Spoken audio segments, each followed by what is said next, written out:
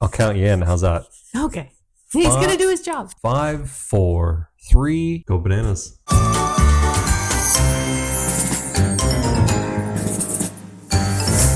right. What episode is this? We're not doing them in order. Oh, that's super confusing. That's fine. Yeah, fine for you, not the guy that has to edit them. Welcome and thank you for being here on this episode of DEATHinitely, the show that takes death seriously so you don't have to. I'm your host, Allison Danger, your internet death daddy, your necro-intellectual, and your skeletal Sherlock, who's on a quest to learn everything about death and pass that knowledge along to you at the Death Dissertation of Life, the scholastic slideshow for your ears. On today's episode, we're talking about death personified, so the Grim Reaper and Company. And with me as always is producer-editor Jordan. Hi. If you like what you hear on DEATHinitely and want to know more, check out the show notes for all of the social connections and things like citation links and other internet noise. DEATHinitely is an independent show and is made possible by generous people like you. If you want to know all the things from funny, fun, to funeral, please be sure to subscribe on Spotify, or you can join our mint condition, fresh out of the box Patreon for the show and all the goodies that come with it. Trigger warning, DEATHinitely is a show that talks about death.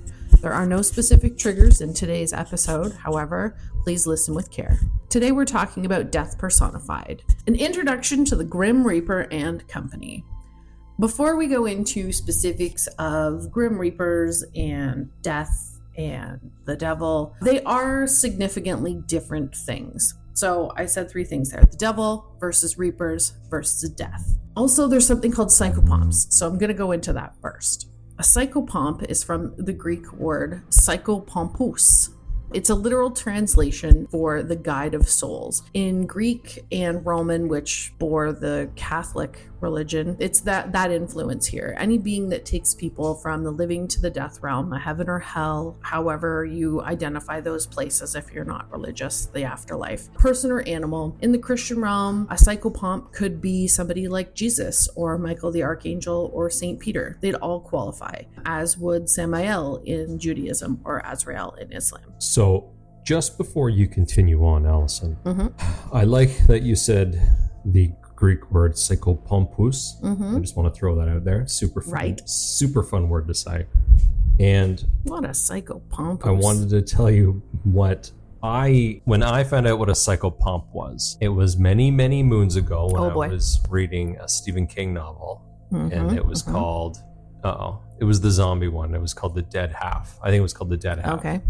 And they talk about psychopomps, and it was sparrows. Yeah, psychopomps are a lot of times, especially what we'll find out in the next 0.5 episode, they're very often portrayed in popular culture by birds or ravens or something that's kind of ethereal that can move back and forth between the realm of the living and the realm of the dead.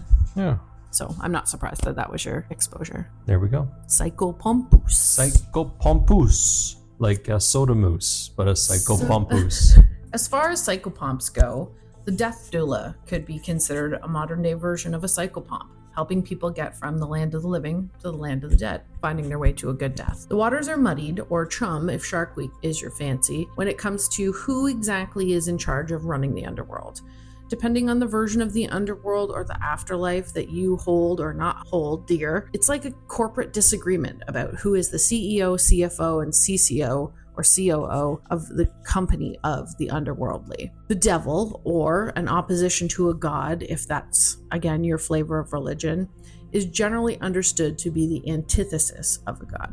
Sometimes called the king of the underworld, god of death, or a fallen angel, a devil is usually understood to be the personification of holding the reins of the eternal damnation that is going to the underworld. On the other hand, a reaper is responsible for claiming souls from the realm of the living, charged with coming to our plane of existence and claiming souls or people's lives and essentially dragging them to hell or its equivalent. And just as a side note, I'm saying souls, it's just a general term. I'm not saying that you have to subscribe to a particular religion to believe in a soul. It's a consciousness, it's a person's being, it's what makes them themselves. I think everyone, obviously, just what you just said, everyone has a different opinion of what, if or what a soul does exist. Right. So just going forward, when you say something, it's not like, or whatever it's religion you subscribe to, it's just this is right. This is my thing. It's an easier word to say than consciousness, Every time? Conscious compampus. Psychopampus. Yeah, it's just a colloquial term. It has no religious weight in the context that we're reading it. There you go. Yeah, I'm on board. Death personified is a special situation. Depending on the various ways that many cultures and religions have personified the idea or event of death as a being, could be responsible for deciding who dies, when, or they could try their hand at reaping souls. Even embody the underworld trifecta of the embodiment of the devil or the king of hell, and a reaper as well as death itself. So it doesn't necessarily have to be one or the other. Different iterations, different ideas have the personification of death doing all three. Depending on what you believe, none or all of these things can be mutually exclusive. It's an underworld free-for-all of power and corporate designation. Corporate designation. Next time on the underworld. Death and life hang out by the water cooler and find out that Death wasn't invited to the party yesterday. Scandal. Pour the tea. Side note. While it could be said that death personified represents death, it could also be construed that the devil could be evil personified. For our purposes, I'm not using them in the religious context, a la Lucifer, Morningstar, the fallen angel, but the devil as a personification of evil in many different religious or non-religious arenas. But I said all that to say this. A personification from a historical, cultural perspective needs to have at least one of these qualities to register as a card-carrying personification of death. You can run the underworld, you can be death. You reap people's souls, you can be death. You decide how and when people die, you can be a death. It's like Oprah's favorite things, but for Grim Reapers. So why, when we think of the personification of death, do we think of the Grim Reaper? Is that what you think of when you think of death, Jordan? Yeah, I mean, not just the fact that it's a cooler looking version of death, but it's also the death that's been sort of ingrained in the zeitgeist, where it's a skull, a person in a cloak, you know, because it's not a man nor a woman. It's a skeleton, sorry, not a skull. It's a skeleton with a giant scythe, and I'm pretty sure you'll talk about all of that. You know, do you want to know why? Yeah, I would love to know why. Let's go. Arguably one of the most well-known or globally accepted as the representation of death modernly is the Grim Reaper. We all know and love him, but it isn't the oldest iteration of death personified. This skeletonic, scythe-wielding figure covered in a thinly veiled robe, leaving only very little to the imagination there, Death, came around in the mid-14th century. Relatively recent. But we're in the, 21st century, yes. Right? The idea of... Is that recent? The Grim Reaper. Okay. I mean, other iterations of death personified go back as far as thousands and thousands of years, but we'll get into that. Okay. Nothing like a good old-fashioned plague to get your mind racing about what death might look like when it comes claiming you. Going back to the first episode, we talked about the skull and, to the lesser degree, bones being the penultimate memento mori, or death symbol. Scroll back and listen, if you haven't already, about why that is. Fascinating stuff. We have that skeletal figure, and those robes are likely a throw to the clergy of the time in the 1400s. At this time in Europe, clergy from any of the widespread religious beliefs of the time would attend a dying person's bedside, clad in their regalia robes. Coming to the bedside and the transmigration from the plane of the living to the plane of the dead was synonymous with religion. The final piece of the Grim Reaper puzzle is the scythe, so this giant wielding weapon. Widespread global-style industrialized agriculture was not around back then, so towns or people grew what they needed, wanted, or they could in their climate and ate those foods. Local farm-to-table food was a staple of people's diets, which meant that farmers were prominent and important members of the town and community. A scythe was used during this time to harvest or reap a crop. The scythe became a symbol of reaping. Reaping a harvest in farming originally, plucking food from the earth, but now the scythe had become the symbol for the reaper and given the more dark purpose of plucking lives from the earth. Ta-da! Grim Reaper aesthetic. It's interesting how you take a normal everyday activity like crop reaping and assign it to essentially reaping the life from a person. It's like... I didn't do that. I know you didn't do it. It was research. I didn't say it's interesting, Allison, that you came up with this idea. Okay. The way you phrased it was funny, but The idea of like the lifeblood of a community would be the food it produced. So the life of the community literally is the people as well. So it's almost like when you look at it from sort of like a 2020 historical hindsight, the farmer gave life to the people because they provided food and sustenance. Highly metaphorical, yes. Well, that's what I'm saying. It's, you look back on it now. I'm not saying I did any research, but I think this makes sense. So I'm just thinking of this now as you're talking about it and explaining it to not just me, but to the listener. And I think the farmer was the person that provided food for families and the villagers. I mean, 14th century. Right. We're going 14th century here. And the scythe was a large tool, a scary tool, and in the wrong hands could be deadly. You can actually still get them on Amazon, which is a really interesting thing. And if you want them for like cutting grass in a really menacing way, they're quite expensive, but you can get teeny tiny ones for gardening as well. Amazon? Not an ad. Not an ad. If you want a scythe, buy it wherever you want. Side note, a great example of robes and scythe crossing borders from Reaper to Devil is the sexy Satan statues of Liege, Belgium. The brothers Giefs were Belgian sculptor siblings who worked on commissions from local churches during the mid-1800s. Giefs the Younger was commissioned to sculpt and complete a statue in 1842 that was called L'Ange du Mal, or the Angel of Evil when translated. It was a statue commissioned to sit in the ornate Gothic pulpit of St. Paul Cathedral of Liege, Belgium. And it was built between 1300 to 1500. It's a really old church. There are no known records of the commission. However, the statue that was presented to the church was that of the Lord of the Underworld and the keeper of sinners' souls, Satan, aka Lucifer Morningstar.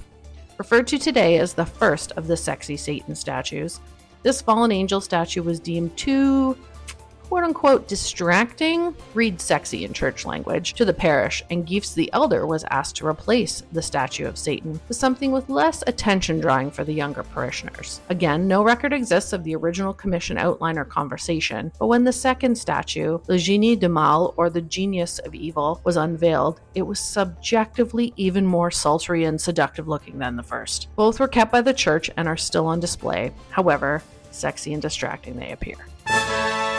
Before we go deep in with the cool or terrifying iterations of death personified, it might be important to ask why. Why do people personify a life event like death? Well, research can't really seem to agree. My guess is that it's a combination of the four main reasons that research has shown. Those four reasons are to make things that are unpleasant more palatable, to help us understand things that are intangible or ethereal, a pure egocentric human nature, and to feel an emotional connection to the world around us. We put our finger on this momentarily in the episode about the death lexicon and how hospital workers speak to the people about death and dying. Very often, medical staff will anthropomorphize. That's a rough one. An impending death or irreversible dying as a common enemy. The enemy of my enemy is my friend type of thing. Medical staff use the construct of a common enemy in death as a way to build the conversational framework around a difficult or traumatic death conversation.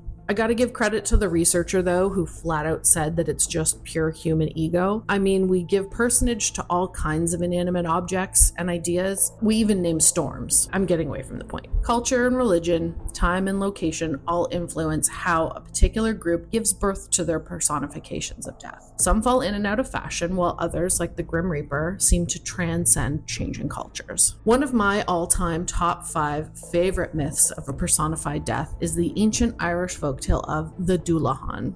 Strictly a reaper of souls, the folktale of the Dullahan is charged with bringing souls to the underworld. Not specified in the lore who is its master, but the Dullahan is the inspiration for Washington Irving's telling of the legend of Sleepy Hollow. The Dullahan is a mean old bugger, and just as sweet as the Headless Horseman was, the Dullahan carried out his own severed head, not a flaming pumpkin. And instead of using a regular bullwhip, he used a whip made of spine bones and would steal the eyes of onlookers. Oh my God. But he was a real hooker for gold coins. You could distract him with a gold coin and he would let you live to see another day. But the catch was that he mustn't have said your name already. Once the Dullahan had uttered your name to stake its claim, you were taking that elevator to the basement, like it or not. The next deity or thingamabob on the death personified list is the Japanese Shinigami, or the kami of death. Kami is the Japanese word for deity. Also, it's a group. It's not specific to a deity or a specter. It's any force or spirit, or even a god that's considered the god of death. This could include even Yama, the king of hell, for example, although he doesn't actually reap souls. The Shinigami are different in a way that they don't take people or drag people from life to death. They use whispers and suggestions to move towards death, push you towards it. Based on the Shinto ideals and ancient Japanese culture, Shinigami are usually tied to the idea of suicide, although there are no verifiable texts emerging until the 1700s. A more modern death personified. Part of the folklore of the Shinigami is that they do not force you to take your own life, or anyone else's, but they whisper in your ear, quietly and repeatedly, and then relentlessly. They talk to you about all the terrible things that you've done in your life and mildly suggest that you would be better off taking your own life. An 1850s document, paraphrased, says that a Shinigami makes it difficult for you to speak, but much easier for you to tell lies. Think like the devil on your shoulder, whispering in your ear. This resonates with me in a way that the idea of the Grim Reaper doesn't. Shinigami only makes suggestions and reminds you of what you've done and what you regret. Such an elegant and elaborate way for an entity to try and get your spirit without taking it, without inflicting harm. Very interesting. The knot that ties these two ends together is the part of the lore that states that the Shinigami can get tied to a physical place. Once tied to that place, a place of a previous death, they would need to seek out a new spirit, or a yuki, a ghost, to take its place before they themselves would be released to the afterlife. There's a 1720s folktale about a man who wrote paper instead of death, both spelt kami, K-A-M-I, but with different kanji, which makes me want to read a fictional story about a death character personified and call it paper death, or kani kani. But just about every substantial civilization throughout recorded time had a god or a deity or a patron saint of death. But the next one I'm going to talk about today is the Aztec god Xolotl. Yes, the axolotl is named after this god because it kind of looks like the depictions of the ancient god Xolotl. About 2,000 years ago, Mesoamerica, or Middle America, what is now modern-day Mexico, had some various groups of people. But the Aztecs, the Mayans, the Zapotecians...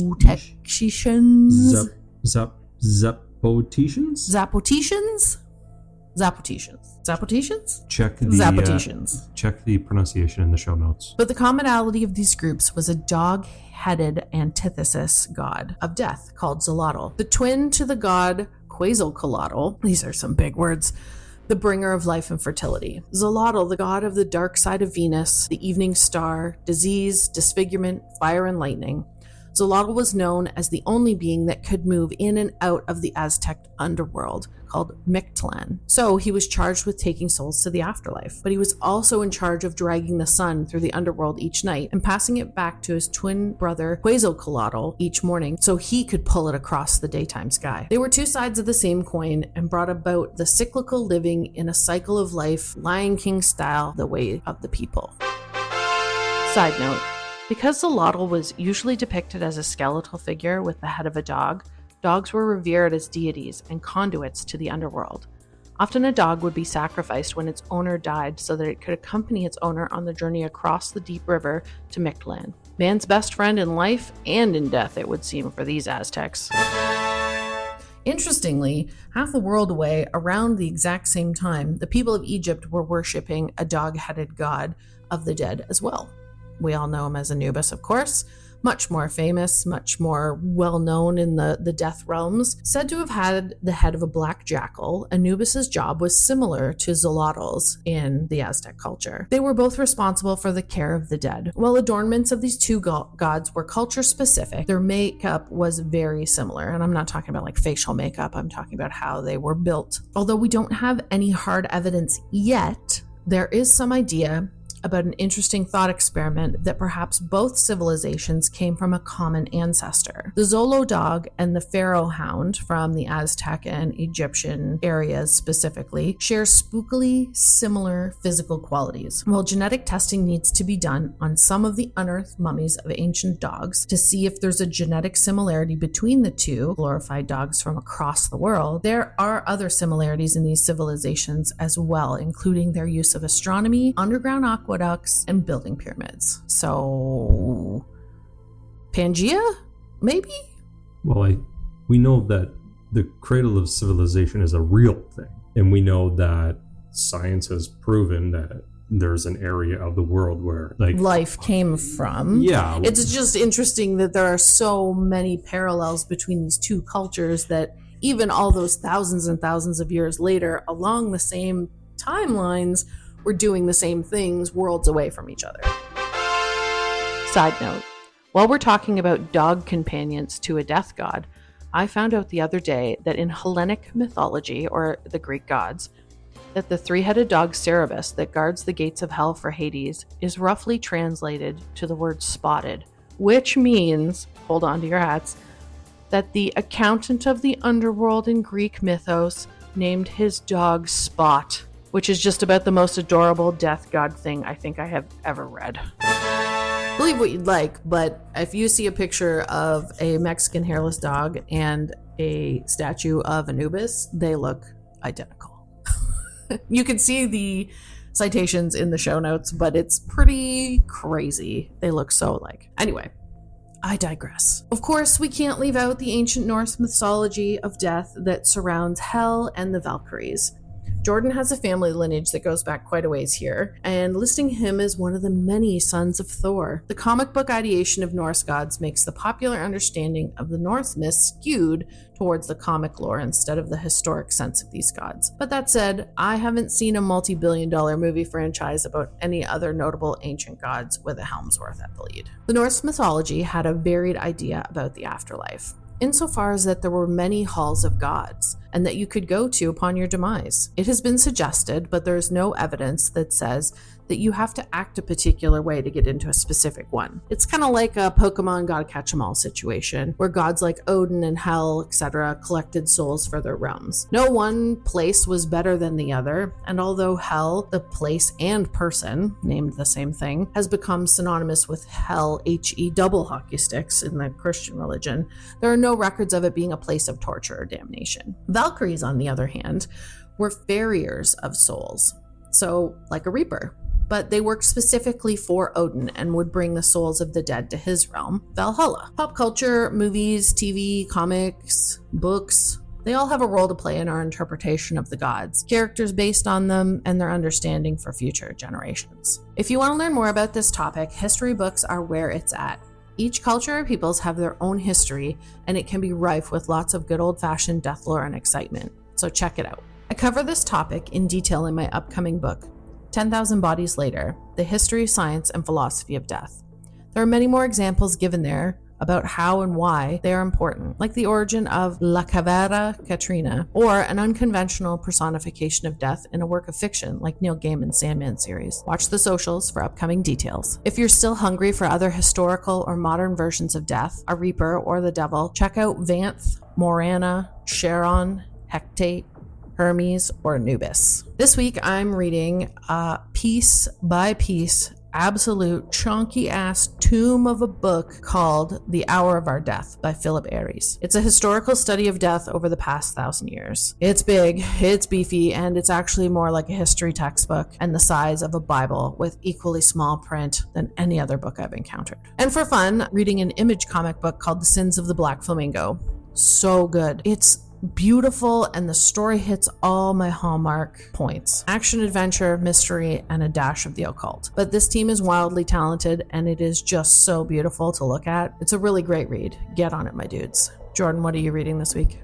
Have you been too busy working on By the Wayside? Oh, are you referring to my YouTube show? Yes. Oh, the YouTube show that I host that's called By the Wayside, and you can of course check that out by going to waysideshow.com, and I'll make sure that it gets linked in the show notes. We talk about local comic people, local artists, and Jordan does a really great job bringing them all together. Great stories, great people. Check it out. You can find episodes of DEATHinitely on Spotify and Patreon.